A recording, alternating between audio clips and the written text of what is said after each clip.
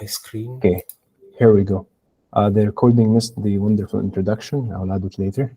So let's go ahead. And people are still joining, so let's go. Okay.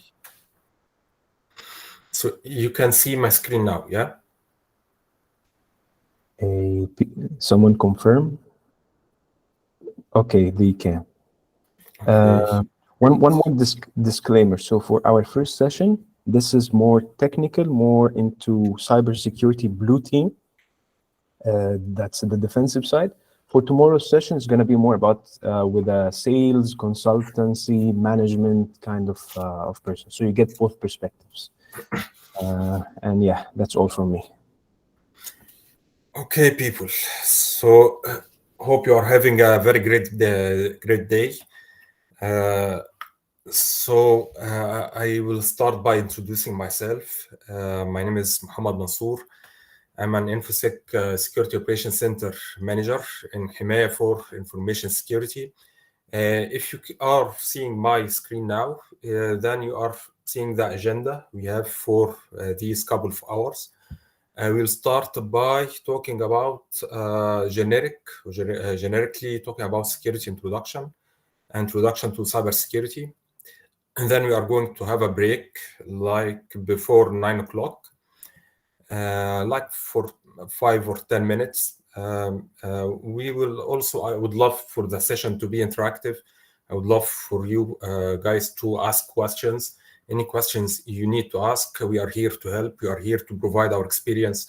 We are here to provide the value or the experience we have accumulated over the years.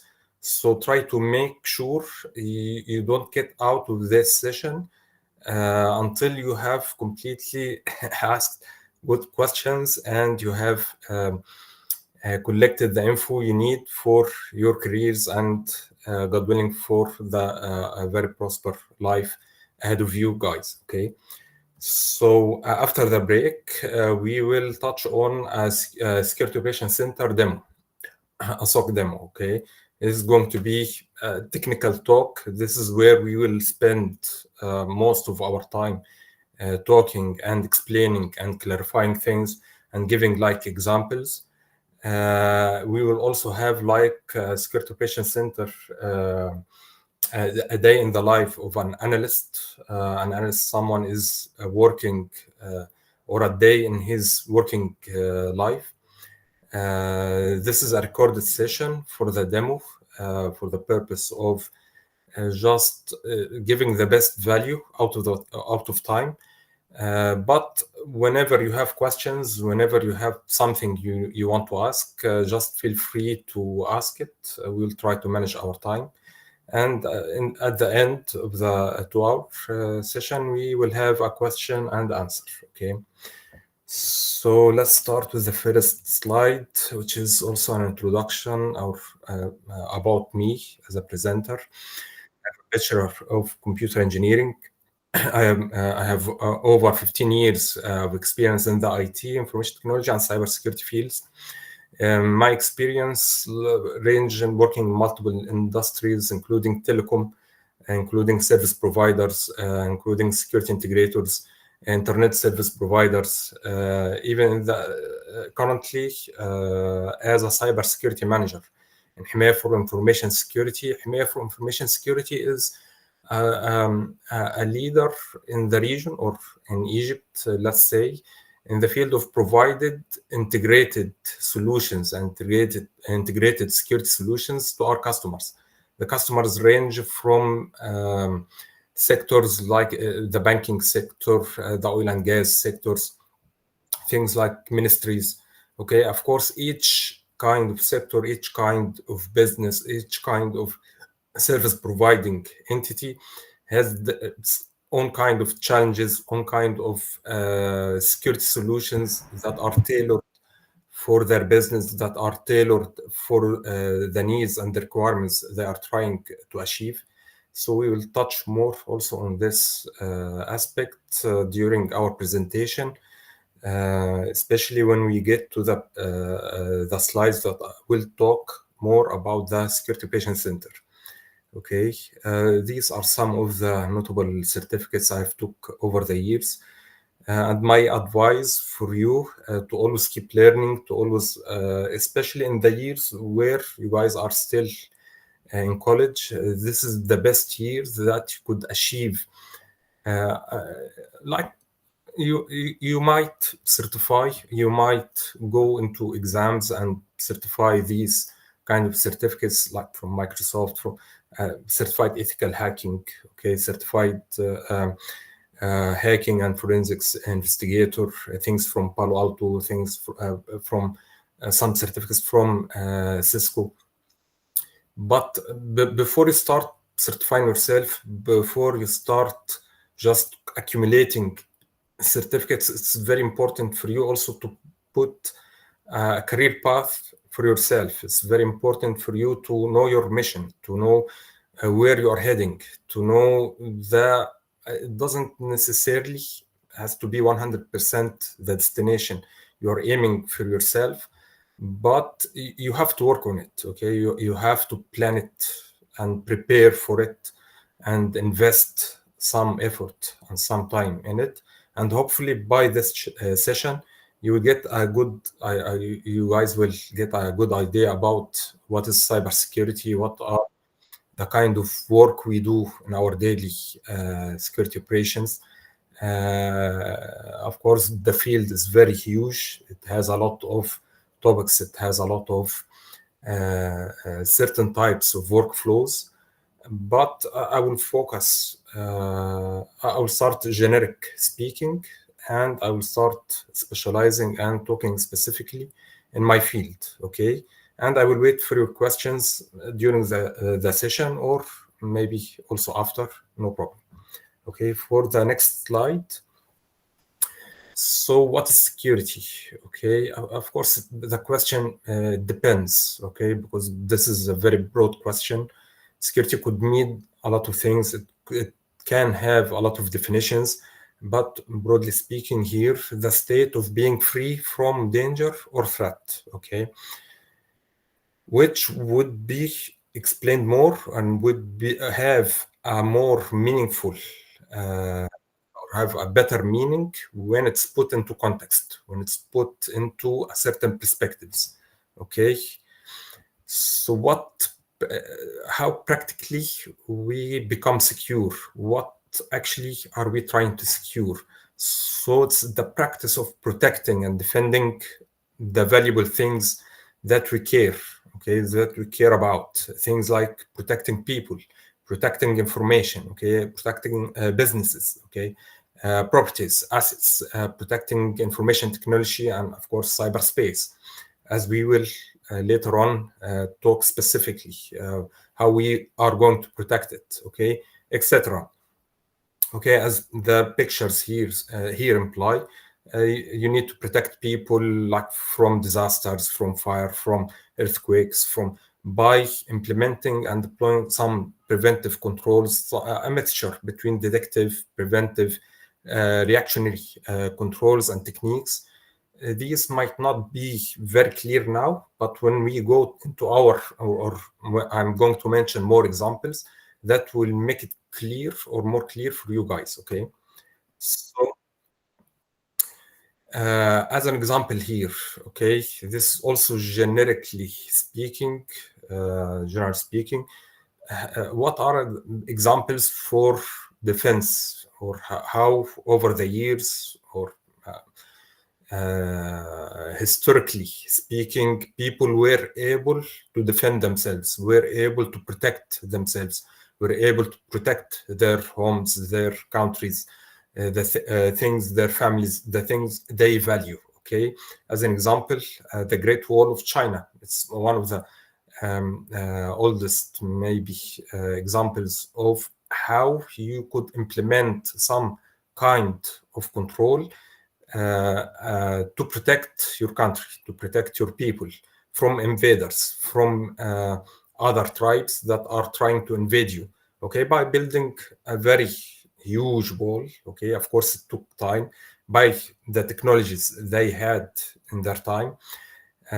But when they have built it, they have been able to reduce the risk from these tribes invading their country. Okay, this Great Wall has like certain posts where some people are centralized or are observing and are monitoring their uh, their perimeter or their line of sight, and whenever they see some invaders are coming, they are using a signaling system. They have to have some sort kind of signaling system that is fast and efficient and effective to transmit the signal from one post to the another until it reaches the army or it reaches the designated people that are going to prepare themselves to mitigate and to be able to protect their perimeter very well.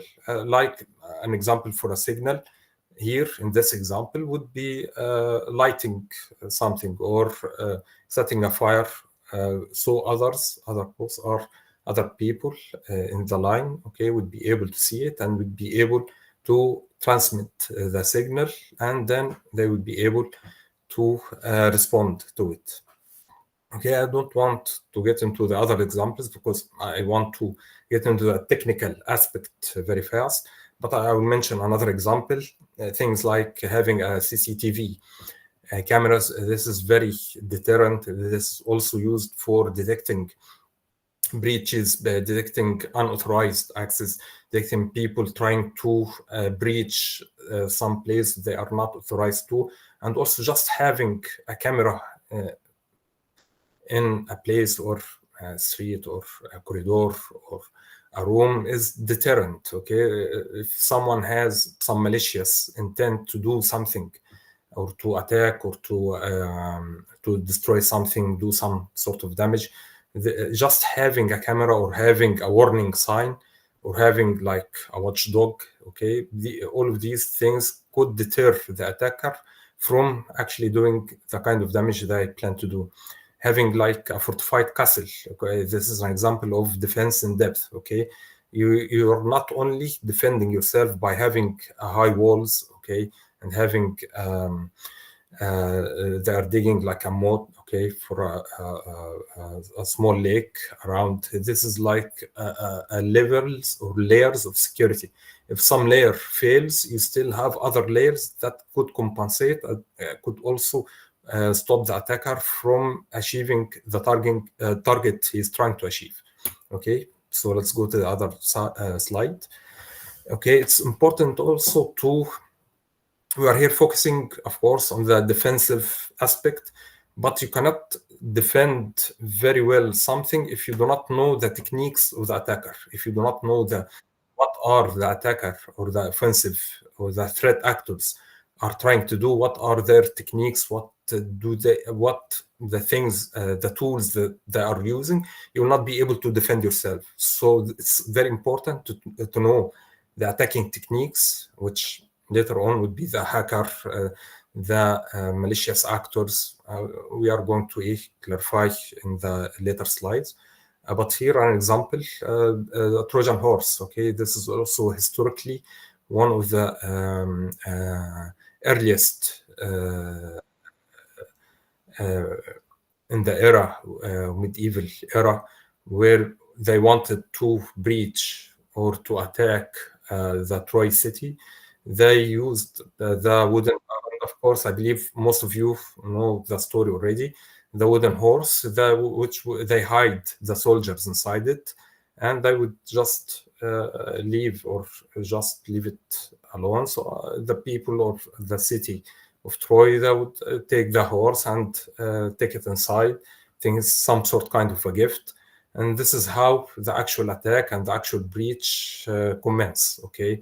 By the invaders hiding themselves and evading detection. They are evading being detected by being hidden inside this horse. And at night, they would go outside to do their attack, okay, to open the gates for their armies to be able to breach the city. Okay, things like underground tunnels, things like catapults, stairs, camouflaging. Okay, all of these are techniques that are commonly used and have been used heavily before the cybersecurity era to do attacks and do all sorts kinds of damage to the enemies. Okay, so let's get more now specific in the cybersecurity field. Okay, cybersecurity is how individuals and organizations reduce the risk of cyber attack in the cyberspace. So all of these images, okay, are examples for the cyberspace. Yeah, the cyberspace includes things like the cloud, Azure, AWS, Google Cloud, the Internet of Things databases. You have the applications running you use in your daily social media, and of course the email systems, the network infrastructure, the laptops that you are using to access the internet banking. Okay, the mainframes and the data centers. Okay, all of these are examples for the cyber space we are daily using and our organizations are using and the countries we live in. And almost you cannot imagine any kind of business or any kind of service provider that is not fully dependent on using information technology and making use of the cyberspace. Okay, so similar to the attacks we have talked about in the past history, there are now a more modernized or modern attacks that happen and commence in the cyberspace. Okay, some of these I've listed here some of the examples. I'm sure most of you are aware of these kinds, but I will touch just briefly on some of them. Okay, at the heart, we see the hacker or the threat actor. The threat actor could be a number of things. It could be just someone that is hacktivist or someone that is just hobbying, just hacking as a hobby or just for fun, or has a malicious intent to gain some bitcoins or using ransomware, blackmailing, maybe selling credit card numbers in the dark web. There are many examples. Okay, the tools and the techniques they use in the cyberspace and cybersecurity attacks, things like phishing. Okay, the phishing where you craft an email and in the email you put like a malicious link. Okay, this malicious link or a file, an attachment that is a virus. Okay, or a Trojan. Once it's sent, okay, to the unsuspecting victim, it mimics a normal email. It mimics something like resetting the password. It mimics something that he daily uses. So he's not suspecting there's a malicious intent behind it, and he opens, he clicks, and he either discloses his passwords, he either gets infected by some malware or by a ransomware, or any of these kinds of attacks. Okay, denial of service attack, social engineering, where someone tricks another victim by impersonating as a banking service, customer service, or some kind of someone that is delivering a service that you do not suspect he is a malicious person. And in the process, you lose your password, you lose your data, you lose your identity. Some confidential information is disclosed. Okay, there are also things like a higher level of attacks that the cyber warfare we currently see in our age, in the era we live in, like the one between Russia and Ukraine. Okay, we see some such specialized kinds of attacks that are targeting the information in the cyberspace infrastructure of the country itself. Okay, an attack like the Stuxnet that was targeting the nuclear infusion in Iran. Okay, so these are examples of a cybersecurity attacks we need to understand, because when you understand these kinds of attacks well, you are more prepared to be able to defend against them. Yeah. Okay. So an examples of cyber defense. Okay. So if we start from the left to the right, the most commonly known antivirus, okay, which is signature based. It depends on signatures in detecting malwares, detecting trojans, detecting adwares, spywares, things like that. And you have a more specialized or a more advanced type of malware detection, which is the EDR, the endpoint detection and response, okay, which employs more advanced tools in detecting these attacks, like sandboxing, like from the behavior of the files executed. Do they resemble a malware kind of behavior, or is it a malicious? Is it not malicious? These kind of machine learning and artificial intelligence are employed in this kind of defenses that is more efficient and more effective at catching the attacks before they do damage. They are more efficient at capturing or stopping malwares before they can do actual damage. Okay, and they do not rely on signatures like the conventional antiviruses used years ago. Okay, but they are still used and they are still we could still benefit from it, but the evolution now is going in the direction of AI, in the direction of machine learning, in the direction of intelligence. Okay, firewalls are deploying the network to be like gates. They act like the gates that allow for some traffic to pass and for another not allow traffic to not pass. Okay, of course, modern firewalls, the next generation firewalls now we have, not only allow or deny traffic based on things like the IP address, source of destination, or the port numbers or the protocols, okay, that are in the traffic stream or traffic flow. They also rely on things like they inspect the traffic itself. They inspect the payloads. They do deep inspection, deep packet inspection to extract more data, to be able to analyze the data and the packets in the network traffic and identify certain types of attacks and identify certain patterns that resemble attacks, okay?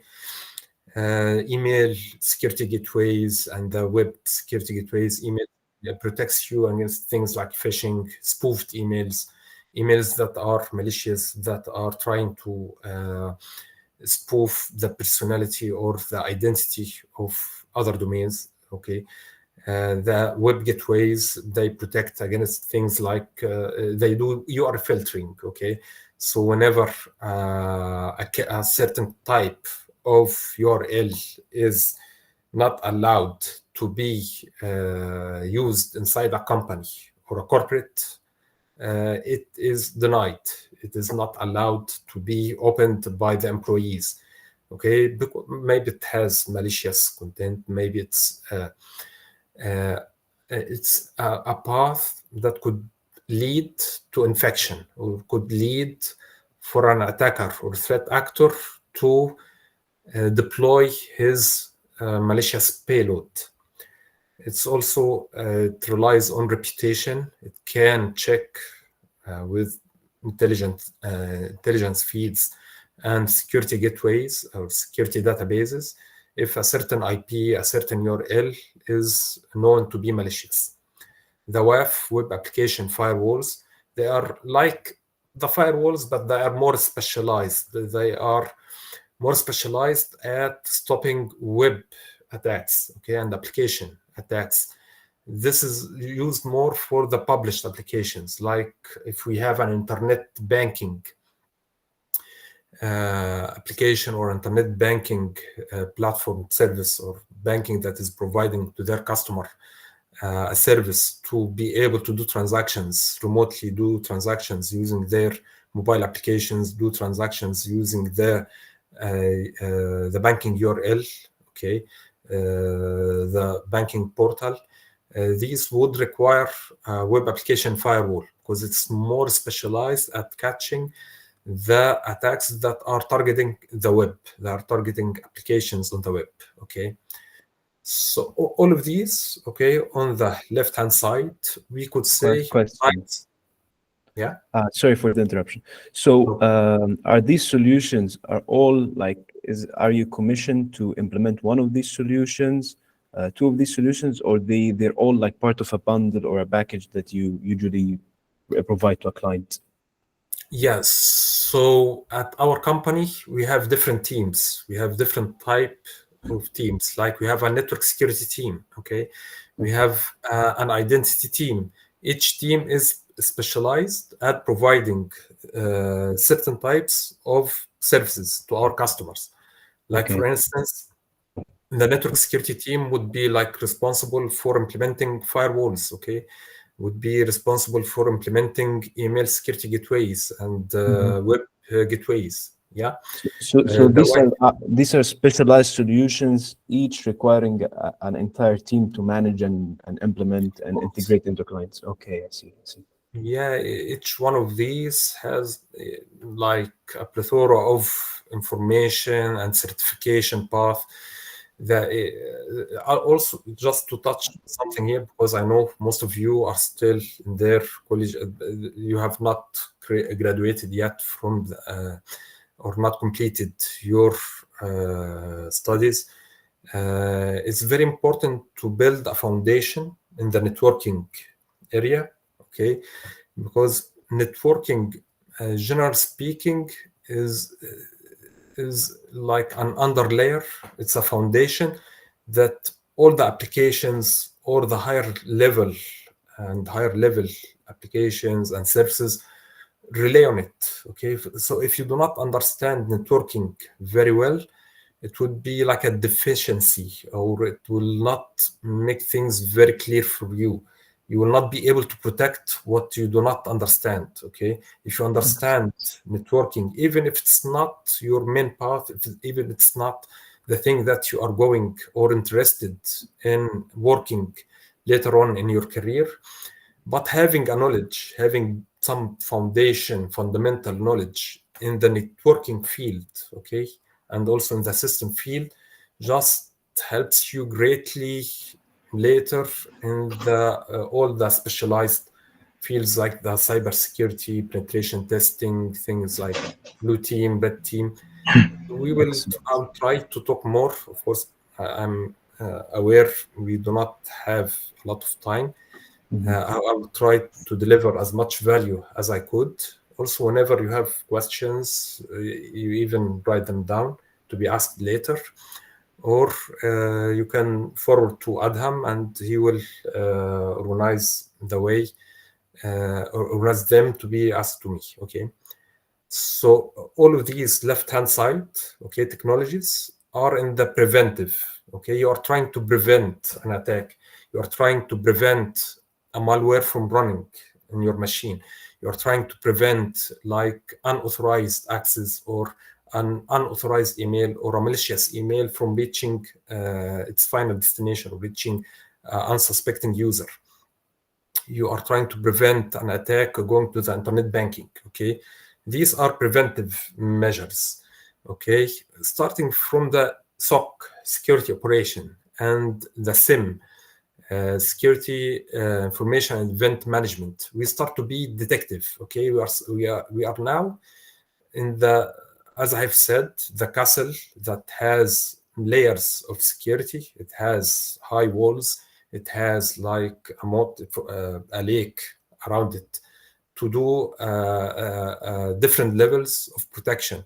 And this is what we are trying to achieve here.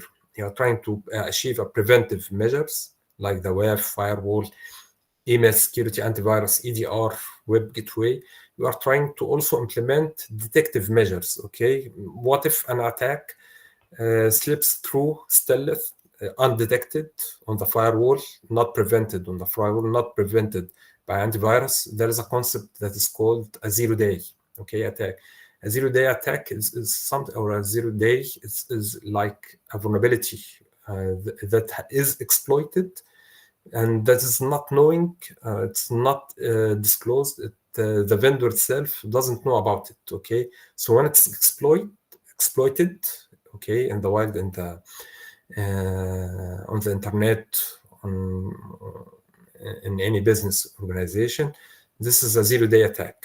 Yeah, so we need to have other kinds of control, other kinds of security controls that can still be used to detect attacks that is ongoing now, an attacker that is actually inside our organization, that's actually in the process of achieving the target he wants to achieve. So the tools we use for this kind of attacks is Security Operation Center and the SIEM solution. And I'm going to talk more in these kinds of technologies or concepts in the slides that will come later. Okay, so no worries. This is just a small clarification here, and we are going to get more detail in the later slides. Okay. Also, the DFIR, the Digital Forensics and Incident Response. Once you catch, you could imagine this like the Trojan horse has actually made it inside the fortified castle. Okay, but now the soldiers inside it are attempting to open the gates. So before they open the gates, you are incident response. You have detected the incident and you are trying to prevent them. You are trying to stop them from opening the gates for the enemy. Okay, so you are trying to stop them before they can do the damage they can do, the target or execute the malware or the virus they are trying to execute in the environment. Of course, there are some processes and some controls that allows you to do authentication, how to authenticate users, how to make sure they are who they claim to be, are their identity. Once you are sure, or once you have made sure they are who they claim to be, you will give them a kind of authorization level, what they are authorized to do, what they are not authorized to do. Okay, and even when they are authenticated correctly, and even when they are authorized and giving the access they need to have, you are doing accounting. Okay, so you are logging all their actions. It's like a camera that is recording all their activity. Okay, because as when they do something this is not correct, when they are doing something malicious, okay, you still have some sort of accountability. You have some sort of logging and recording to be able to do forensics and to be able to present an evidence for their wrongdoings. Okay, so we still have like 5 minutes before I go into the what is a SOC. Is there any questions? Do you have any questions? I can present to you two questions that we have in chat. One is, actually both are really involved. So quickly, the first question, what certifications do you recommend as a baseline for networking? So he's taking CCNA and Network Plus. So he's saying, people say that CCNA is more advanced. Which one is more preferred? Well, the Network Plus is basic certification. You can just self-study the Network Plus and certify the CCNA. You could certify both. It depends. Okay, so for some people, the Network Plus is a huge part of it is actually might be a part of the curriculum that you are studying at college. Okay, so does it make sense to study it again or certify in it? That it will not give you any value. The CNA, of course, I do not believe it's fully covered by any means. Maybe just a small portion of it in any college curriculum. So it has a better value. Okay, It's also very practical. It has a lot of practice. It's even though it's in the context or in the boundaries of Cisco, but still the principles that you learn in it applies in a lot of technologies and it applies in a lot of other vendors. Okay, so if you have the basic fundamental knowledge of networking, no need to restudy Network Plus.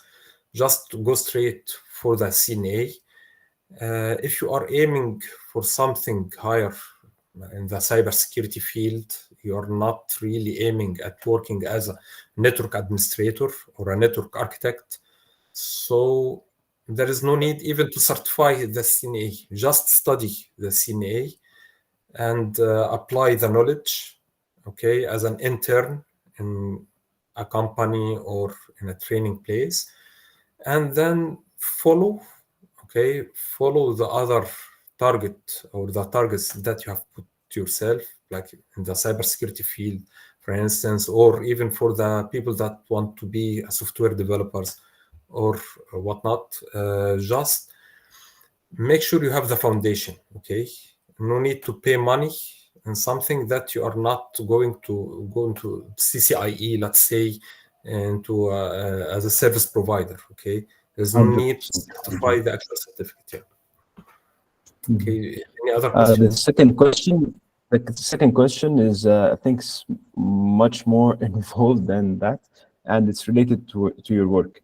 So he says, what solutions or measures do you recommend for a small to medium business that is completely greenfield to any kind of security management solution, in the sense of investment? So, like, if they have a limited budget and they need to invest in some maybe software or controls, some of the things you've mentioned, like identity, MDM, and all of these like advanced EDR stuff, they're unfeasible to them. So how could they go about this? So implementing security at a budget. Well, if they have a limited budget, which most all companies, they do not really invest well enough in their security posture.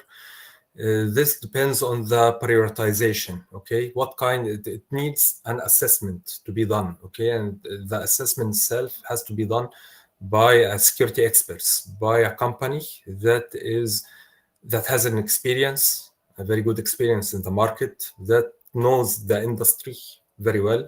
Like, for instance, if you have a pharmacy, okay, that they have some information technology infrastructure. They have systems for like an inventory of the medicines and things like that, and for HR and employees and things like that. So they might have a concern. What if an attack happens? Okay, what kind of damage might happen to them? What of financial damage could happen to them? Okay, so this is where an assessment needs to be done. Okay, by an integrator, by some specialized company in the cybersecurity field. They need to assess what are the line of business, what are the risks they have in their environment, and when these risks are exploited or manifested, what kind of damage would actually happen. Because it's not logic to deploy like multi-million cybersecurity defenses for a company that their business or line of business, if the worst case scenario happens, it will not damage them over like a thousands or less than $100%. $1,000. Yes, so So your that's protections cannot yeah. exceed the thing you're trying to protect. Yeah, exactly. So an assessment has to be done. There has to be an prioritization. Okay, what if you like a company like Pepsi or Coca-Cola?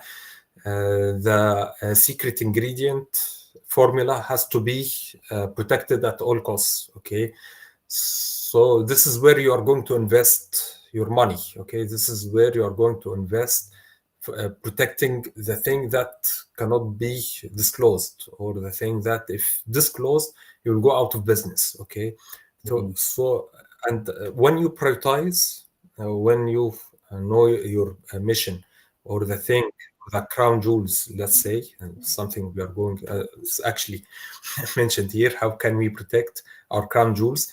Well, you need to first identify the crown jewels, the things that you need to protect at all costs.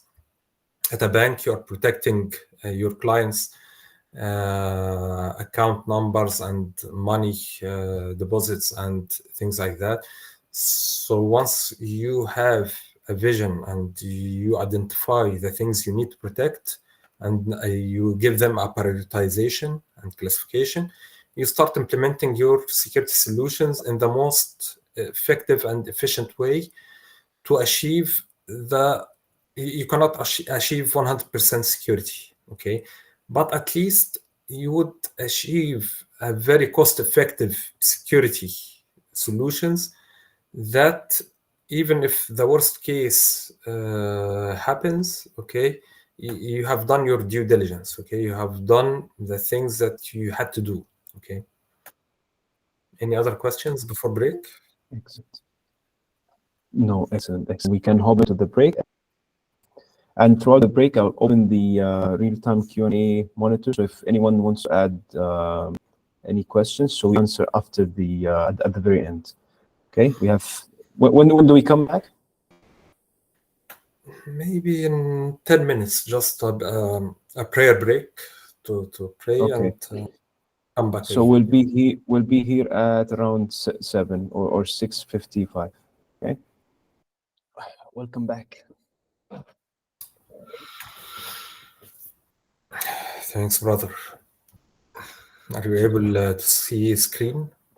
Yes. Yes. Okay. So are we ready or wait?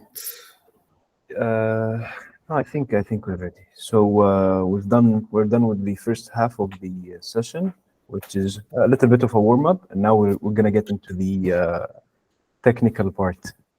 Yes, exactly. So now we are going to just a second. I'm going to talk about the main topic, okay? The Security Operations Center, okay? What is a Security Operations Center? Okay, but by just looking into the picture, okay, picture is worth of 1,000 words, okay? So when you see it and analyze what you are seeing, you see technologies, you see these screens, you see these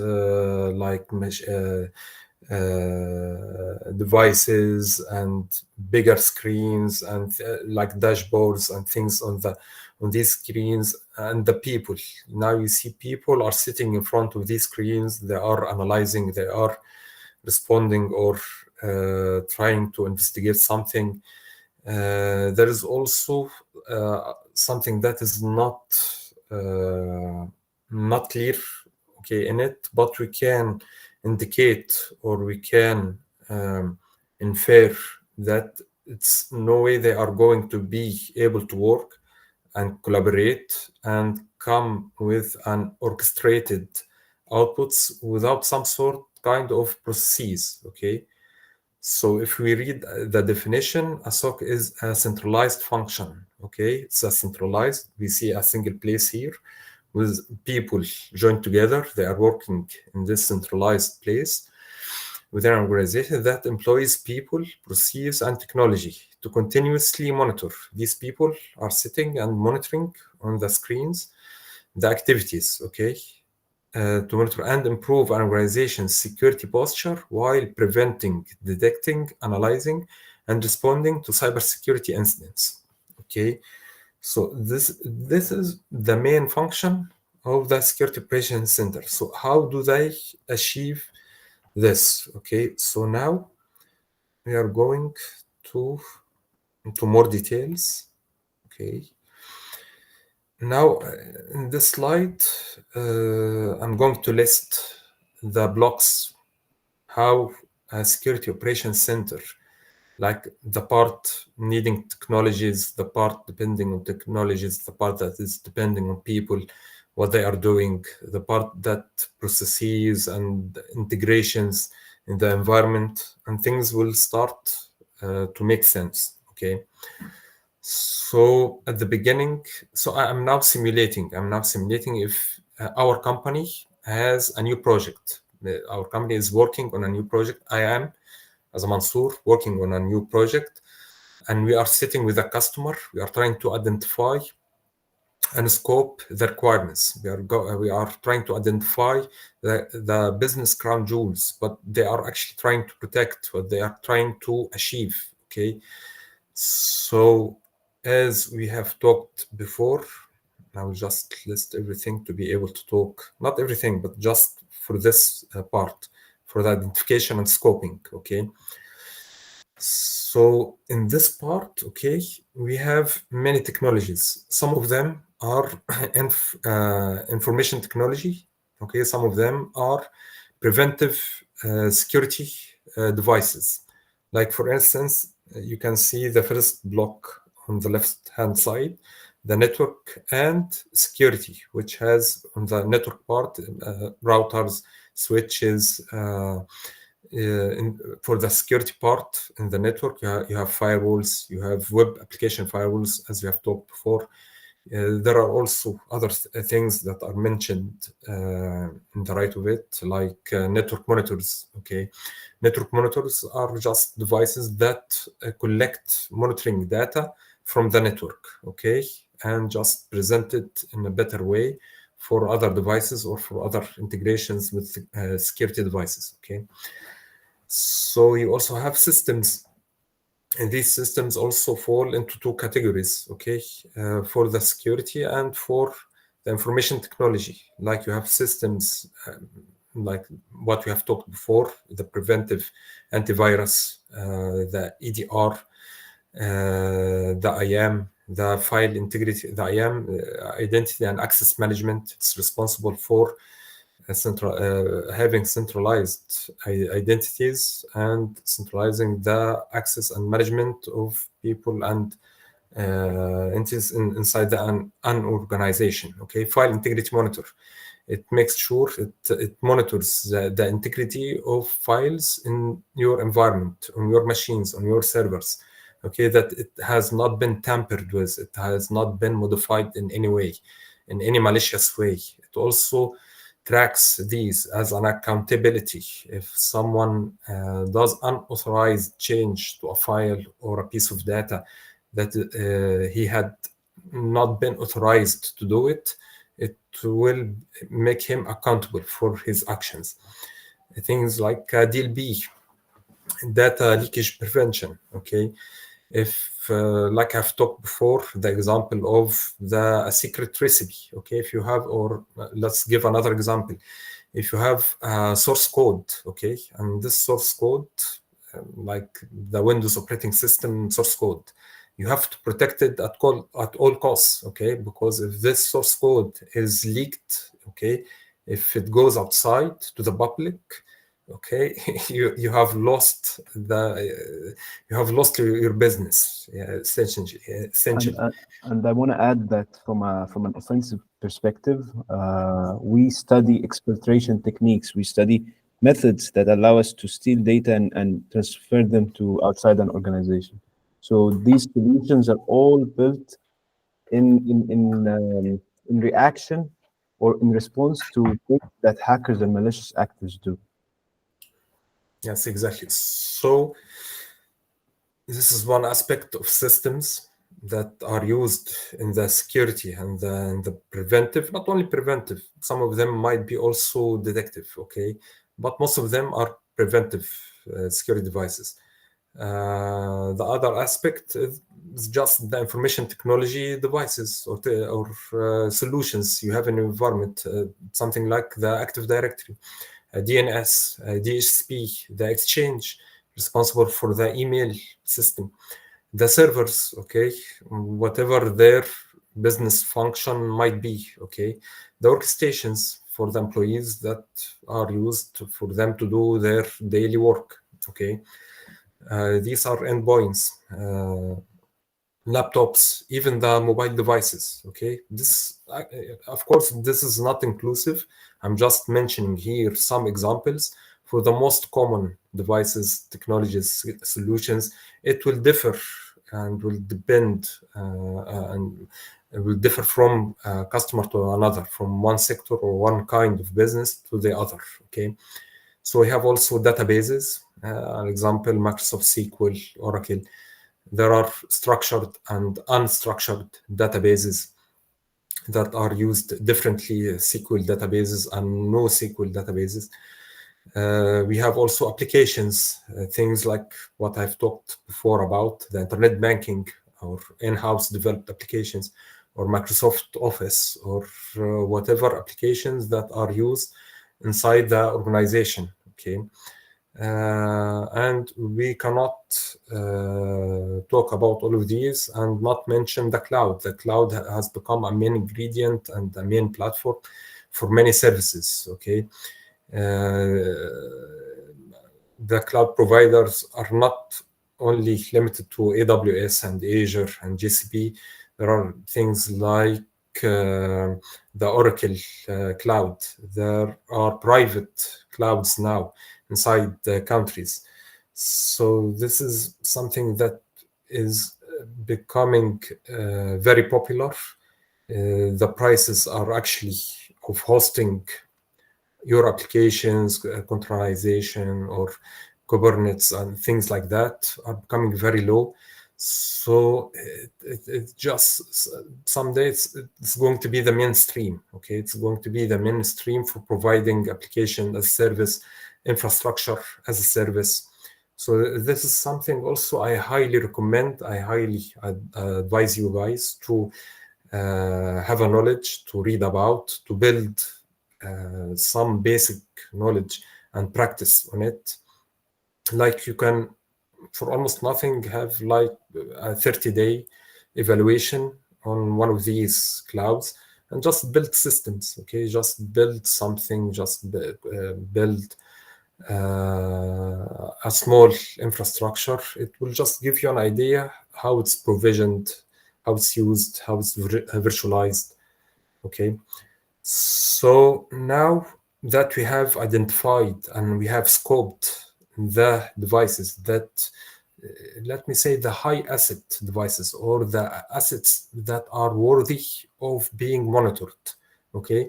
Because you cannot monitor everything, okay? It's like when you go to deploy security cameras and CCTV cameras, you will not put them everywhere. You will not put them at every corner. It would be very inefficient. It would be very costly, okay, to do so. So you are just, as you have said, you are putting priorities. You are identifying the mission behind why you are going to monitor these devices. Why are you going to collect from them logs and data to be analyzed? Once you set your priorities, once you identify them, once you put the scope, as a company, we do this exercise. We identify with the help. It's a mutual thing. It's not from one side. It's from both sides, the integrator, the security integrator, vendor, and also the customer side. They need to we need to mutually agree what needs to be protected. We give them our advice, we give them our consultation. They give us needed information. They give us the required information because they understand their business, okay? It's not us that understand their business. It's them that allow us to understand what actually is the most value in their organization that needs to be protected, and how could we help in order to give it the protection it deserves. Okay. Could we say that an important trait of a cybersecurity professional is communication? Yes, of course. Yeah. Okay. Yeah, I urge you guys to have a very good communication skills. Okay. Not because we are in the information technology field and we spend most of our days just in front of screens in front of our mobile phones and learning things and applying things, it doesn't mean that we do not develop the communication skills of how to communicate with people, of how to be able to understand them well, of how to be able to negotiate with them. Okay, this is a very important aspect that is not giving what it deserves in the years of college. Maybe it's not one of the main things that you are taught in your college. So this is something that you need to develop by having an interns, having trainings, having a community of people, interacting with them, friends. Just like the one we have here at the SOC. Exactly. Yeah. So you are on the right path. Yeah. Because it will benefit you greatly. Having public relations, people later on, you guys will understand that public relations is very important. Yeah.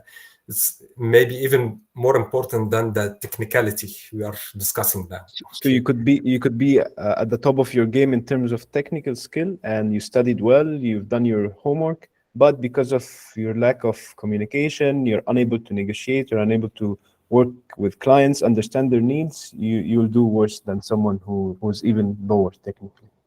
Yes, absolutely. And you cannot protect or secure what you do not understand. Okay, as we have talked about before. So we So can now, conclude. yes. So now we have built our understanding. We have built our identification and scoping. We are going into the phase where we actually have formulated the architecture, the design, the solution that would give us or achieve to us the target, the security operations center target you are trying to achieve here. Okay. So the main ingredient for the SOC is the SIEM solution. Okay, the SIEM solution is a technology. There are many vendors that is working in that field. Actually, after we finish this slide, we will go into the demo, which you guys will see a day in an analyst working on a SIEM solution and how he is able to identify and threat hunt for attacks and correlate some of the activities that he is seeing in front of him. Hopefully, this is going to be very beneficial for you. So, but before we go into the demo, you need to just, of course, a slide like this with so many information, it cannot be covered in an hour or so.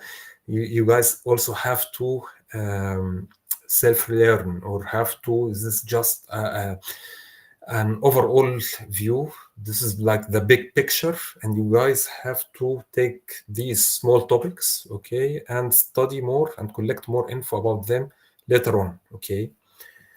So the SIM, the security information and event management, okay. The first stage when you deploy and implement the SIM is collecting logs and collecting data from the left-hand side technologies and solutions, whether they are information technology only solutions, applications, or a preventive or even detective network security solutions. So we are now in the stage of log and flow collection. Okay, you start building your collectors. Okay, so I'm going just to complete this stage to be able to explain it. So when you are deploying the collectors, this is just like something from organizational perspective, you are assigning a collector to certain types of log sources, okay? Like for the network and security devices and solutions, you are assigning them a collector, okay? This would differ and would not be the same from a deployment to the other. It would depend on the limits and the budget and also the size of the company and the number of devices. So the more you have enumerated devices and network security and systems and database. And the more devices you have, the more you would need more collectors, okay? Because you do not... Just a quick comment. Sorry for interruption. No problem. But I want to emphasize that everything we're discussing here, every single component of these, it's an entire job role that you guys can be doing. So in the future, each one of these is a specialization. It has so much depth, so much to learn, and it can be an entire career. So you can build an entire career from a single component of these. And right now we're showing you an overview, an eagle-eye overview of the entire process of SOC building. Okay, you can Yes, continue. exactly. So now we have deployed your collectors. You are collecting like the arrows you are seeing, okay, like for the network and security, syslog, syslog agent, agents. Agent is just a piece of software related to the SIEM solution, but like installed on the system, on the workstation, on the server, on Exchange per se.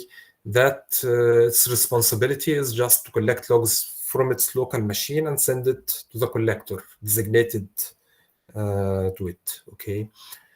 So I understand that some of these protocols you guys might not be familiar with. I urge you to just take notes and after the session to put like a plan to be able to study them or collect more information about them. But essentially, they are just protocols used for sending logs, for collecting logs, okay?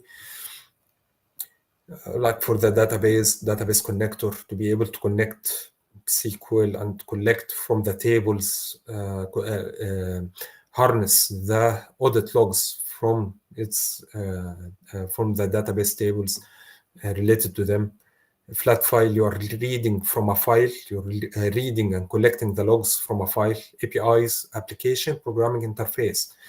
Most of the application developers, most of the big software companies, the softwares that allows for integrations with other softwares, other systems, they build in their applications, like when they build an interface for you to be able to access the application, administrate it, okay?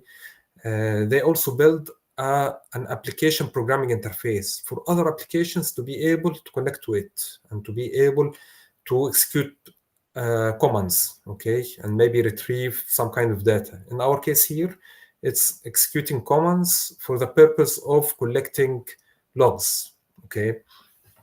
Same thing with the cloud, okay. So once we have completed this stage, our SIEM solution deployment continues to deploying the processing or the core components of the SIEM solution. Okay, this is where the magic happens. This is where you qualify, okay, and ingest the big data you have collected. Of course, when you have like thousands of log sources from different kinds, like network security, systems, databases, applications, cloud, you have a very huge big data, okay, between your hands, okay, that needs processing, needs classification, needs parsing. This is where the SIEM shines. This is where the SIEM starts parsing, and this also, as we have said in the identification and scoping part, you now know what kind of SIEM solution, sizing wise, processing wise, memory wise, clustering wise, okay, because it is going to reflect on the budget that the customer has to pay and the man days that would be allocated for this kind of project, okay. The more logs you are collecting from more devices, the more processing you would need. So essentially parsing, you are parsing the collected logs, okay. Not all data, like you're receiving data, you need the information, you need the interesting data that would be later on used for correlation, used to identify if you have actual attacks or not, okay. You might not be interested in logs that has a lot of data inside it that is like keeping live or just the keep alive communication, okay, or the ping. Let's say if you are receiving a lot of ping data, ping-like data from the firewalls or from the network devices, this might not, in some cases, might be interested data, but in most cases, this is just going to fill up your storage. This is going to... Someone asks, the collector collects the log and saves it where? Yeah, it's not, it has a buffer. Okay, so collectors, they have a very short-term buffer just to collect the logs and just forward it to the core SIM components, which would be later on, you'll see where it's going to be stored for the long term. Okay, but for that buffer, it's just like almost a passive component. Okay, it's not used to be for investigation or to be viewed in any way. It's just receive and send. Okay. So you are parsing the required data, you are correlating these parsed data, you are stitching the data. Let's say you have like 1,000 firewalls. Each firewall of these 1,000 firewalls has its visibility over the traffic that is passing through it. Okay, so let's just imagine if you do not have a SIM solution. Okay, you only have like these firewalls and you have to track certain traffic that is going through them. Okay, it would be a nightmare. A SIM solution would just stitch these data, okay, and complete the complete image and the big picture for you with the least amount of effort from your side. Just do it once, integrate with them once, collect from them, and just once the collection and once the data and the logs are sent, received by the SIM solution, it would give you the complete picture. Okay. There is a correlation, okay, for events. Let's say some event happens on a network device correlated with another event that happens on a firewall, correlated with another event that happens on the endpoint itself, like, for instance, failed logins, okay? There are a lot of failed logins from a certain user through the network, happening through the network on a destination server, okay? Followed by a successful login. So this could be correlated to be a possible successful attack.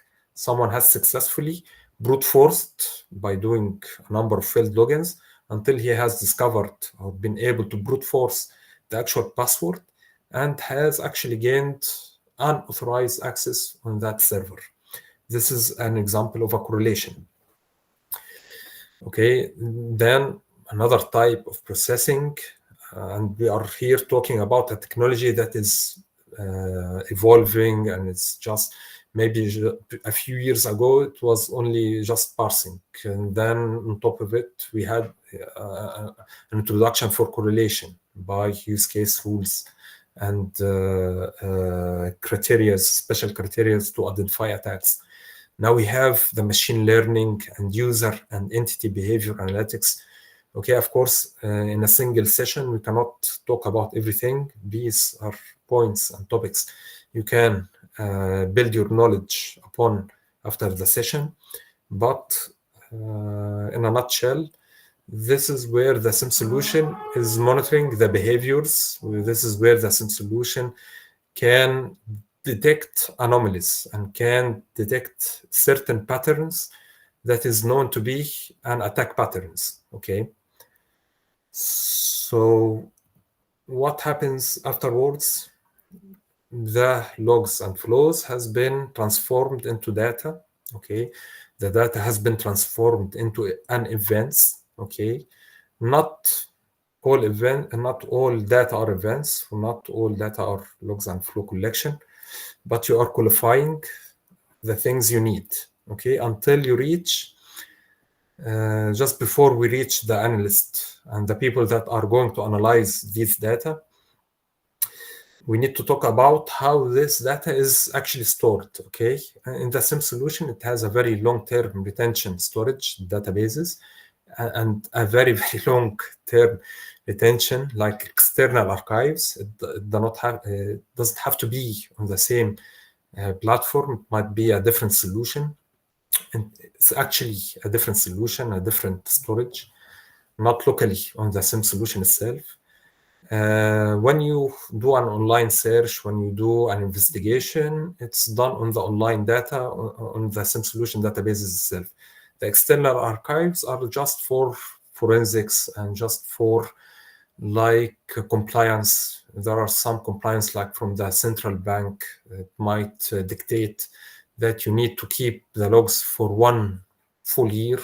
If you keep the logs for 1 full year on an online storage, it would be very expensive. You need very huge budget. Okay, so maybe you only need a 3 to 6 months of online retention, and to be able to still be compliant and meeting the regulations of like the central bank, you would have an external archive that is less expensive, but still. I like from your description. I like how a cybersecurity professional is required to have a very broad knowledge base of so many domains. So he has to be aware of compliance, of storage technologies, of data collection technologies, of networking. He should have a business mindset, understand that budgets sometimes can limit your decisions. So I think it's very fascinating from that aspect. Yes, so I need just to fast forward a little bit to be able to run the demo after. So now we are going into an enrichment. You are trying to enrich the events, the data you have parsed, you have correlated, you have extracted the interesting events and activity from it. By threat intelligence, you are integrating and receiving feeds from threat intelligence. This is something like collecting reputation data about certain IPs, certain domains, certain tactics and techniques, as we have talked about the history of a security, generically speaking. So you are collecting a cybersecurity threat intelligence, okay, which will enrich the data you have, will give it a context and a score, vulnerability scanning, all of this just so the output of this system, the alarms, what you are going to have presented to the analyst, okay, afterwards, the alarms. And you need alarms to be as accurate as much as possible, okay? Because the analyst time is very precious and you have limited resources. You do not have unlimited number of analysts, okay? And to have a very huge number of analysts is very costly to the organization, because these are payrolls and salaries are paid to each of them, okay? So when you have a very sophisticated technology like this, like the SIEM solution, with all the correlation and UBA, machine learning, threat intelligence, and APIs with integration with external entities, you are trying to squeeze the most value out of it, just to be as much efficient and effective as much as possible, and giving the analyst the type of alarms that he can analyze and he can detect from it an actual attacks. Because after all, the machine will not produce a 100% accurate results, okay? It will not, it might give you a different scores, a different priorities for the alarms produced. These alarms, some of them might be true positive attack. It's an actual attack, okay? Some of these alarms are false positive, okay? They are not actual attacks. The SIEM solution thinks it's an attack, it's a behavior, it's a pattern, it has the attributes of an actual attack, okay? But actually, when it's investigated by a human, he can analyze them, and he can reach a conclusion if it's actually a true or a false. Okay, this is where we have a user interface, administrative user interface, and an analyst user interface, which now we reach the stage where we have people. Okay, of course we have had a people in the previous talk we have talked about or discussed, implementing and scoping and configuring and tuning. But at this stage, we have the customer people, okay? Or if the customer is outsourcing from an MSSP, also a managed security service provider like us, we would be giving him the security operations center engineers and the security operations center analyst and digital forensics incident response engineers that would run and operate this solution. So we are separating here from two types of operation. One of the operation done by the SOC engineers is for administration and tuning and keeping the maintenance and health and keeping the systems and the SIEM solution with the integrations, its integrations healthy, okay, and running as efficient and optimally as possible. For the SOC analysts and digital forensic incident responders, they are responsible for receiving the alarms and the reports and looking on the dashboards, okay, to identify attacks, to triage, okay, to be able to prioritize and classify and see if these alarms are actual attacks or not, okay, and even not only just investigating alarms and reports and but also threat hunting, as we will see in the demo after we finish this slide. Okay, so another type of solution that is integrated with these systems are threat intelligence and threat intelligence platform.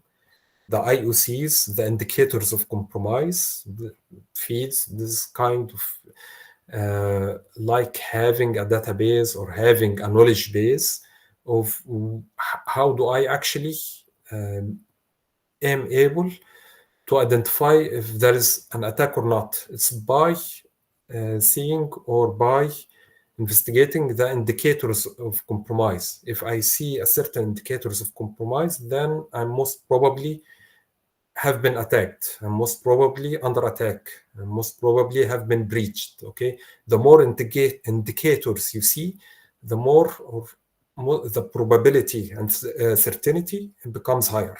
Okay, and these change all the time. Not change, but it depends on the tactics and techniques of the threat actors, as we have talked in the previous slides. The tactics and techniques are changing. The tactics and techniques of the attackers from certain groups in Russia are not the same as tactics and techniques of Chinese hackers or Iranian or Israelis or whatnot. Each group or each even region or a country has certain type or a set of tactics and techniques that you need to be or you need to have an intelligence about it in order to be able to detect it in your environment. Okay, so now we need something, or we can complete this image, this very beautiful image, okay, by having something called SOAR for automation. We are automating the responses. SOAR, security, orchestration, automation, and response. This makes the life of the incident responder, I don't want to say easier, but more efficient. Okay, it makes it more efficient and more effective at delivering the value or the intended response. This could be a part of the SIEM solution, or it could be a different solution, okay, an external solution that integrates the SIEM. The SIEM is specialized and very powerful in the detection. It can detect, okay, it can analyze and detect, okay, with the help also from the SOC analyst and the SOC engineers. The SOR is very specialized in the taking actions. The SIEM doesn't take actions, but the SOR can take action. You can see the feedback of actions on all the devices, and not only the devices you are collecting from, but also devices that you do not collect from, okay? And this helps to streamline and have faster responses, where every minute for time to respond and time to detect and things like that, every second matters, okay?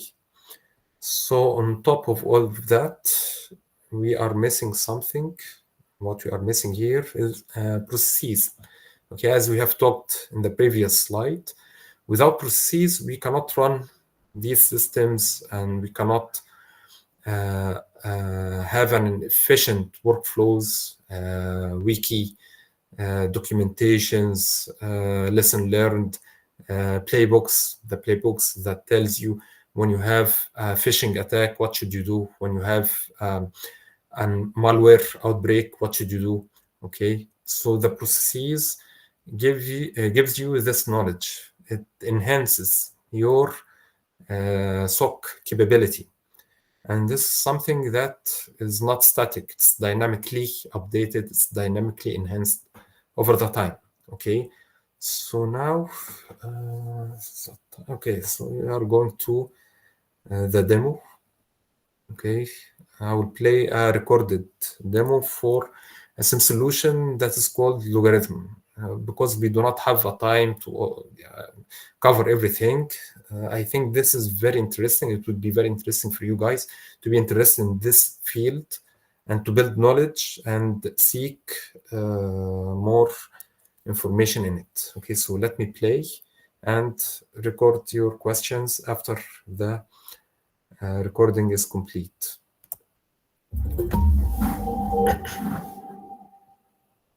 Hello, my name is Seth Goldhammer, and I'm the Director of Product Management here at Logarithm. I'm excited to be able to present to you today a full end-to-end workflow of Logarithm, and we're going to highlight new innovations that have been brought to market with Logarithm 7. Through the threat lifecycle management workflow, we're going to show how an analyst, kind of a day in the life of an analyst, would use Logarithm. Now I'm going to turn to our web-based UI and talk a little bit more about that UI as we begin our demonstration. Here we are at Logarithm's web UI. So in fact, we can have multiple dashboards that we can create. These are very customizable. We'll show that for different types of form factors and different ways that we want to present the information, given different users who may be participating in this particular deployment. So we'll talk a bit more about dashboards. We'll also talk about our risk-based prioritized alarms as we walk through this demonstration.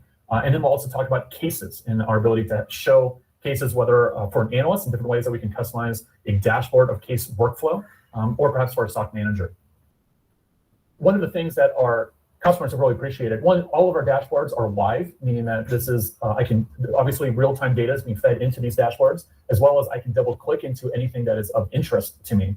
Another thing that our customers have really appreciated is the ability to just very quickly get to the underlying log data. So by clicking on that log viewer, this analyst grid pops up, where I have the ability now to view all of that underlying log data that is comprised of the visualizations on top. So you'll notice that as I'm scrolling down, and I have hundreds of thousands of activities that are being represented here, I can scroll through all of those activities, yet you can see that it's streaming that data as I need to, as I scroll. Even though I'm only seeing a partial set of information on my screen, I still have the ability to filter against the full data set if I am looking for particular types of activities. Perhaps I want to look at a particular type of common event. I want to now sort by the prioritization that's been applied to those particular types of events. So I can do these types of activities very quickly against the full data set while still keeping a very low footprint on the client side. As I said in the beginning, there are going to be 3 different workflows we're going to show how an analyst can kind of start that workflow.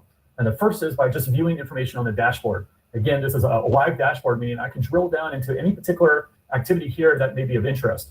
This is a customizable dashboard, meaning I can choose from any of the widgets. We have a growing library of widgets our customers can choose from to be able to represent information as meaningful as possible to different types of users of the system, where we can actually even edit these widgets in place, what type of information we want, even adding more advanced types of filters to these widgets. Now, one of the widgets we introduced in Logarithm 7 is our threat activity map. This provides obviously we're plotting the actual activities that have occurred within this environment against this map, with the ability to hover over, drill down, and see particular details about these activities. And that could give us a better indication of activities that could be of concern. For example, while we do some business in Asia, we do not do business in China. So these particular activities that I'm seeing in China, that could be concerning. And I have an ability to, just by double clicking, I can run a drill down on that. You notice that when I drill down, and you'll see this in other searches throughout the demonstration, that these searches run as a task at the bottom. That allows me to, as that search is being performed, I can still interact with the user interface. I can start other tasks. So my work is not slowed down as I'm trying to get to additional information. So let's go ahead and look at the results. This is going to bring us to our Analyze tab. And you'll see this Analyze tab quite a few times throughout this demonstration. Here we're looking at all of that traffic that we saw that was from, I should say, all the activities that occurred at that particular location in China. I can see here that there's actually a lot of flow data that's actually been recognized by Logarithm's Network Monitor. We're also seeing a deep packet analytics rule that has fired. So deep packet analytics is an ability to create customized rules within Network Monitor that can look deep within a packet and really customize whether I'm going to generate an alarm from that. It could be also to perhaps trigger packet captures, so be more selective in terms of what packet should be captured in a session-based packet capture. And so I see that this deep packet analytics rule has fired for a protocol mismatch. And again, we have that access to that underlying log data. We can click on this log data, where again we can get all the information that Network Monitor forwarded from this. So we can see here that we have IRC traffic into China. That would be very concerning. I can also immediately get to the packet capture, and I can actually download that packet capture from the system. That packet capture is actually being hosted in the Network Monitor solution. If this being very concerning, I could create a new case, IRC traffic from China. And so now we're introducing our case management capability. Case management gives us an ability to capture all of this information. You save that. Perhaps I want to add in these logs. So I've got Network Monitor, traffic and DPA rules. I also have the ability to add in the packet capture.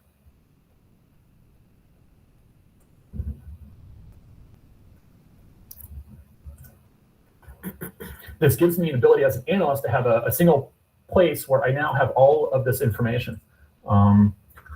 Suspicious traffic. And now I'm tagging my case. So tagging is a new feature that was introduced in Logarithm 7. Gives me an ability to add tags to all my cases where I can then search against those tags, also create dashboards that are filtering against those tags, have better visibility to the types of occurrences, concerning activities that are occurring within my environment. I have the ability to even create new tags. So this gives us a good representation of this particular case where we could continue to look at this. Other concerning things that we saw here, not only was this IRC traffic, it was IRC traffic that occurred over port 53. That's why the deep packet analytics rule fired, was that we had IRC traffic over a DNS, what would normally be a DNS port. And that's what that particular rule was looking for. So here's one way that we can begin a workflow. And now we have a lot of information about what's happened, what hosts were involved, to get even what user was involved on that host, to get to a resolution of what we want to do with this IRC traffic that occurred. We even have some of the, actually because IRC is sending clear text, we even have some of the information about this IRC chat. It looks like there was a user, Carl, here that was involved. All right, so I'm going to shift gears now and talk about another way that we can access the system through search. I bet if we come up with a more precise search, we could get more quickly into an impactful assessment of information. So perhaps if I wanted to look for not just a log message contained, finance and confidential, etc. But I want to also add that this was a successful access. So I'm going to look for how Logarithm has classified that particular log. Logarithm has over 750 has support for over 750 different devices, applications, and systems, where our Logarithm Labs team has built pre-created processing rules to help derive more meaningful information and contextualized structured data from those log messages. That gives me the ability to now utilize both the unstructured search against log data as well as the use of our structured data, where I can now have a much more precise search. I'm now looking for users on a watch list. That watch list is being populated automatically through AI engine rules, as well as manually. We can add users to this watch list. So they've done something suspicious already, and they successfully have touched an object that now has these keywords: finance, confidential, etc. This provides a much more meaningful search, where now we're getting to a much more impactful set of information that allows me to now understand of those users who've accessed financial, confidential strategy records. These are users that I'm concerned about. So I can see here I do have from our file integrity monitoring. This is our endpoint monitoring solution. We have seen users on the financial server who actually were in our watch list. So this would be, and I can see here the user is Stephen Jacobs. So now we very quickly were able to get to a concerning set of information. And again, I can create a case that can capture this. So watch list user accessing finance.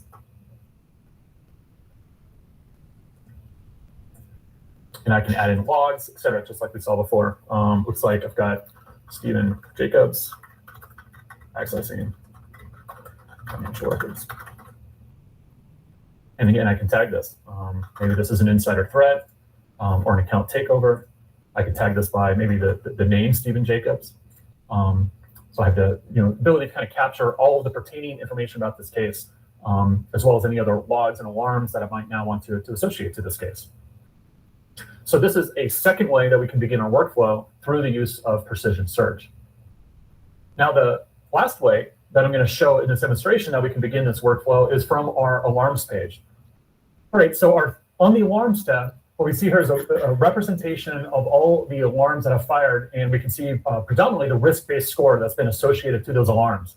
Now, as an analyst, what I might look at are all new alarms from a particular entity. Entity is a logical segmentation of the network. This can also be, this aligns to our data segmentation. So for MSSPs, this could be individual customers, for example. And you can see here other filtering abilities, as well as sorting abilities that I have to sort by risk, sort by date, so that as an analyst, I can come in very quickly, start getting to those high-risk activities, and use my time as effectively as possible based on those activities that represent the most risk to my organization. When I click on an alarm, you'll see in the inspector tab, I have more information that can be used to help me understand more about why this alarm fired. As well, you see here that there are alarms that have associated smart response actions. So smart response is an ability to tee up actions aligned to that type of activity that's been observed, that was captured in that alarm. So here in the inspector tab, I collapse the data. I can look at just the smart response actions in multiple smart response actions, which is new in Logarithm 7. It gives me the ability to have multiple actions teed up or automated, automatically trigger as a result of this particular alarm. For example, in this case, when we had an abnormal files were accessed, we might immediately add this user to a watch list. So that was an action, didn't require approvers, and can immediately fire. We have other activities here, such as we want to disable that account because we're concerned about that abnormal file access. Perhaps this is an activity we do want a security analyst to review before they approve that action. And we can even have, perhaps we want to just quarantine the device, take it off of the network by disabling its network interfaces. Perhaps this is something that not only security, but a network administrator needs to be involved with that approval process. So we can have multiple types of actions all teed up, ready to go, or automatically firing as a result of this particular activity that's been observed through our smart response capability. Now I'm going to look at this particular alarm, which is the corroborated alarm.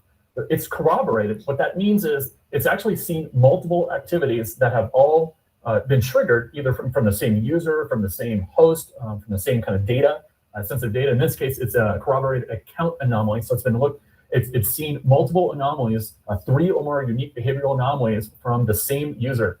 And this happens to be Stephen Jacobs, who we're already familiar with. In fact, our precision search, we've already seen this abnormal files that were accessed that was captured in an alarm. We can also see here that DPA protocol mismatch. That was an alarm, that was that activity that we saw from the drill down off of the dashboard from that threat activity map, where we saw that action from China. So that's also represented here with a risk score here in our alarms page. From the alarms page, not only do I have the ability to see information, I can then drill down to the underlying logs. Also have the ability to associate these logs into cases. Since we've already created a case about Stephen Jacobs, we can now add this alarm into our case we've already created about this particular user. And now let's drill down to that underlying set of information. So here are all of the particular activities that have been anomalous for this account, Stephen Jacobs. We see again that financial server that's represented here. And like we can on any screen, we have access to these underlying logs. Now what I want to do is pivot my search about Stephen Jacobs as part of this investigation. You notice as I click on the row in this analyst grid, there are gears here. What that gives me the ability to do is now I can click on a gear and I get options. I can add, I can add Stephen Jacobs to a watch list or to other lists as well. And I could add Stephen Jacobs to a search. So I want to look for Stephen Jacobs, whether he was the logged in user or the account. And I'm going to search now. I'm going to create a broader search with that particular criteria. I'm also going to add the financial server, whether that was the origination or the impacted host. I'm going to add that to my search. What that gives me the ability to do is now look at this. I can now add more search criteria if I wanted. I'm actually going to edit this. Maybe I don't want all of the following. I want any of the following. Anything about Stephen Jacobs, anything within the financial server. My activities here, these were not, these have just been really just within the last few minutes. So I can actually reduce my search criteria, within hours or maybe just even within the last 15 minutes. So I now have, again, a precise search to now go for and look for everything Stephen Jacobs, everything about this financial server aligned to the investigation that I'm performing. And can pull up those results very quickly. Now, what can I see here? First, I want to sort this. I actually want to see kind of time and start, in the last 15 minutes, 12:03 to 12:11. What I can see here, well, this is interesting. What we're seeing is it looks like Carl Wilson actually granted access to Stephen Jacobs, and then Stephen Jacobs access to financial servers, and then we can see Carl Wilson deleted Stephen Jacobs. So this looks like a temporary account that was created. And then we also see access to web access. And we can see here that this web access was to Dropbox. So certainly some concerning activities here that are occurring with Carl Wilson using the account Stephen Jacobs. And again, with our case here, we can add all of these logs. Carl Wilson creating the account. So we've now got to a root cause of this particular system. In fact, if I remember I could go back to the Kate. So, guys, before I complete the video, I want to ask you something, okay? So what is actually happening here? Anyone aware what kind of attack is actually happening? What happened? Can anyone give us the conclusion before we continue? Raise your hand or type in chat. So if you raise your hand, I can get you to speak.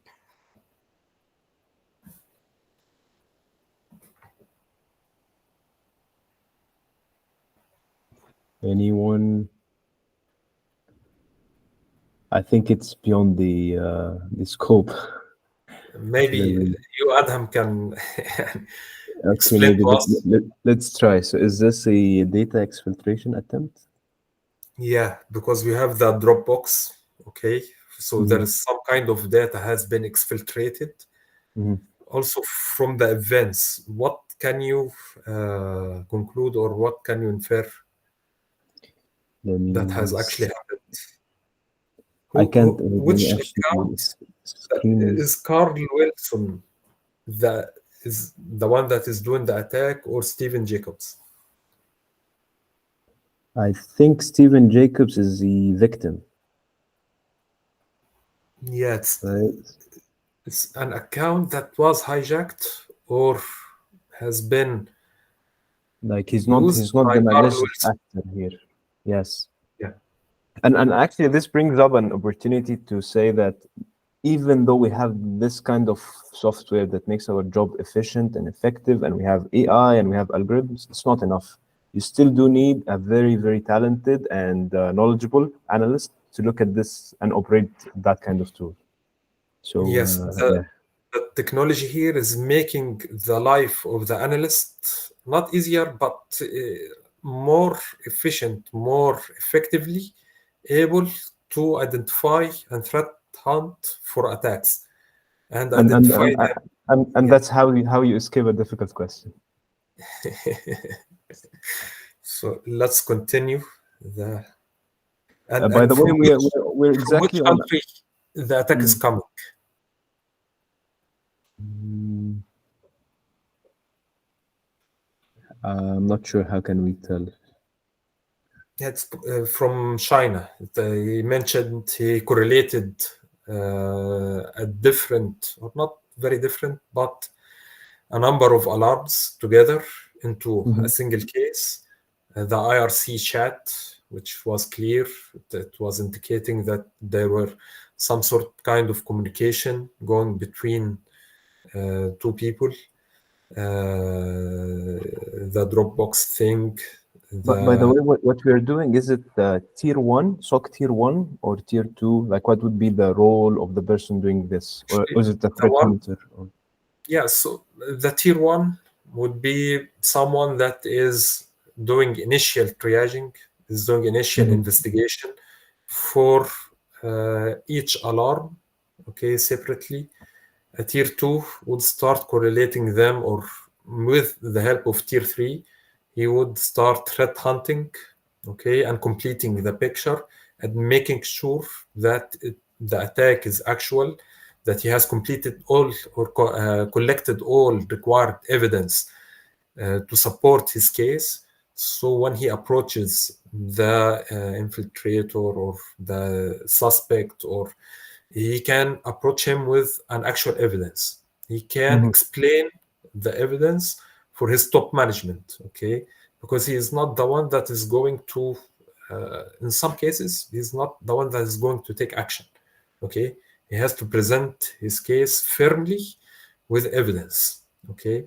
And to be completed, it starts with tier one for triaging and doing initial investigation, tier two for doing extra investigation with threat intelligence and completing the picture, tier three as a subject matter expert, he's able to threat hunt And and I believe we can talk about this in the Q&A, but tier 1, like I think as you rise in tiers, your salary increases as well. So tier 1 makes less than tier 2, less than, okay, I see. So they're a yes, hierarchy, and more knowledge, it's more also salary. relevant to the experience level, to the Yes. qualification level. Okay, so let's continue. For about China, that China traffic also mentions Carl. So I think we have a couple activities here that are now associated together. In fact, we can, that IRC traffic, we can pull that in as an associated case to Stephen Jacobs. By associating these cases together, I now have the ability to really get to the superset of information and I'm going to go to the case itself. I can add collaborators to this case, perhaps escalating it to the tier 2 team. I can even assign different owners as I escalate this. Perhaps I want to review back that information that I've pulled in, perhaps pin certain evidence as being more interesting. Carl Wilson creating the account, that is definitely kind of a pivotal set of information about this case, so I can pin that to the top. And then I can get back to that IRC traffic from China, again, to review that information, such as the PCAPs or the logs themselves, to evaluate, was that Carl that they were referencing in that message that we saw. So I hope you've seen throughout, whether we've started on the dashboard, we started through precision search, or we started from an alarm, a full workflow where we were able to very quickly get to the evidence and collect that evidence into a case where we could coordinate that case with other analysts, where we could use smart response to automate actions that would help us to more quickly get to information or mitigation countermeasures that we want to take. And that allows us a more organized and expedient fashion to detect and resolve the concerning activities and the most concerning activities, given the ability to see the overall risk of those activities to the organization. On this case dashboard, we're able to, and again, this is customizable, where we can then view the case workflows or even see live information as it's being added into a case to keep us well informed as to the latest status of particular sets of concerns or trends of the types of activities that we're seeing within the environment. I hope that this has been an informative session to learn much more about Logarithm and see some of the new innovations and how those could be used as part of this workflow that came in with Logarithm 7. I want to thank you again for your time. Excellent. So Q&A. Yes, Q&A.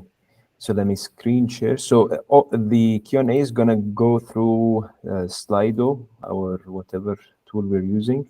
So you scan the QR code and you ask a question. If you find the question like that is asked by someone else that you actually like, you can upvote it so we can see the most upvoted questions and answer them. So we can do some prioritization of questions. So while you're at it, can you see the screen? Can you see? Okay. So scan the QR code and you can submit your questions. And while we're at it, I want to say that actually, first of all, thanks to everyone who stuck up till the end. We were cut by half as time went. Some people had to go. So big congratulations to you who were dedicated and stayed till the end. I hope you learned something new. And one of the goals, and actually it was done intentionally, one of the goals of this session was exposure. And I keep saying that again and again. It is exposure, exposure, exposure. You're not supposed to know or have a complete understanding of everything that is discussed, but know what is out there, know what exists, know that there's a whole field out there to discover, a whole, like lots of job opportunities that come out with it. And that's the purpose. So we did a very, thank you, Engineer Mansour, you did a very nice wrap of the field. So we started from the very beginning, from the core fundamentals. So first, like, why are we even doing this? So we started with security as in principles. Then we moved into cybersecurity, to be more specific, and information technology and cybersecurity and how they play together. And then we moved into the definitions or the different controls we use from a defensive side, and what are they counter-measuring, or what are they coming in response to in terms of the offensive aspect. And then we had a very, very nice, and it was actually fast, but we had a quick rundown of a SOC and the components of a SOC, whether it's technology, people, and we even had a quick discussion of a SOAR, and finally this demo, which hopefully gave you an idea of what is expected of you, what's expected of an analyst. So hopefully we have some questions while I'm doing this. Okay, so we have a really nice question. What other fundamentals do you recommend aside from networking for cybersecurity? So now that's someone who I think he got excited for cybersecurity, and he wants to know what fundamentals, what are the things that they need to know before they get into cybersecurity. Yeah, some of the fundamentals that could be also things like studying systems like Microsoft and Linux. Okay, so networking. I think you mentioned cloud earlier. Of course, yeah, absolutely. Okay, so let's count them. Networking, cloud, that's 2. Linux, okay, 3. What else? Generically speaking, Linux, Windows systems, like the MCSA, MCSE, kind of certifications and knowledge. You should be proficient at system administering Windows machines. Okay. Yeah, there's a minimum level of information needed to be known about the operating systems, about the systems that you find in your environment. Also some knowledge in scripting, like Python. Okay. So yeah, that's this is 5 things. Where we're going. Okay. Yeah, it's a must. You might not be DevOps, you might not be a developer, but still you have in your arsenal of tools, you have to keep a scripting language. So because Mhm. there are a lot of automation, there's a lot of customizing like scripts for parsing certain types Excellent. of logs. So like So things like maybe PowerShell. Can you suggest like one language to start with? Python, Scripting. yes, I Okay, think Python. the Excellent. easiest and the most used, yeah, So see, popular. guys, we had like throughout the technical sessions, we've been doing Python, and that's for a reason. Like now we have an actual professional. He's saying Python. That's something that if you're gonna do scripting, Python. Okay. Yes, absolutely. I think that answers it. I wrote it down in the chat. So the 5 things that as prerequisites, and it should be part of your plan. So this is a long-term thing. It's not like you don't need to feel in a hurry. Just like slowly, one by one, tackle each and get the fundamentals down before you move into cybersecurity. Okay, right? We have a second question. As an aspiring SOC analyst, does your time allow, or do you have to go? Maybe one more question. Okay. So 4 minutes. Okay. As an aspiring SOC analyst, what are great themes you recommend I train on? So mostly you do not have to be vendor centric. Okay, Okay. like we have seen here the SIM solution of Logarithm. I believe it's very powerful SIM solution. There are some things I believe you can check Splunk, you can check some of the vendors, the open source, I believe, SIM solution is OSIM or Alien Vault. This is one of Okay. the good also SIM solutions that you can train on. You'll find a lot of SIM solutions that do not require a license, just to build a simple lab and just get the idea and just to have it up and running. But generically speaking, uh, it's better to invest more time in the fundamentals more than on the tool that requires the fundamentals. Okay, if you do not have the fundamentals and the principles or solid principles at your arsenal, you will not be able to use the tool itself effectively. Okay. 100%. Second question, do you recommend any good platforms for practicing or training cybersecurity? Things like TryHackMe? Yes, of course. I think you could talk more about the offensive aspect. In our team, we have, Yeah. I think that's a question for me. yeah, but Uh, you are more than capable to to answer. there's another question, but I don't know if it's offensive. Will getting the OSCP certificate guarantee me a job? Well, to be honest, there is no certificate ever that would guarantee you anything, okay? Because at the end of the day, you would be sitting in an interview, and there are a lot of people that took certificates and didn't apply the knowledge. They didn't experience, they do not have any good experience doing the actual thing. So they just get exposed in the interviews. So actually getting the certificate without having a proper application, proper experience, or proper at least training and applying it and practicing it, it would be a wasted time, a wasted effort, a wasted money. Okay, so I do not recommend you to go into any certification with the purpose and target of getting a certain job. Okay, just try to work first in that field, get a job in that field, even a very fundamentally or an entry level, and start building your certification path. There are a lot of places that invest a lot of money, or they have already vouchers and they have already training plans for their training employees, for the people that really stand out by the effort they do, the self-study they do, the communication skills, and most and better of all, I would say, the attitude. Okay, there are a lot of very highly skilled technical people, but their attitude doesn't mix well and is not suitable for certain cultures or for certain companies, so they do not get the job. Okay, because they get into a lot of trouble.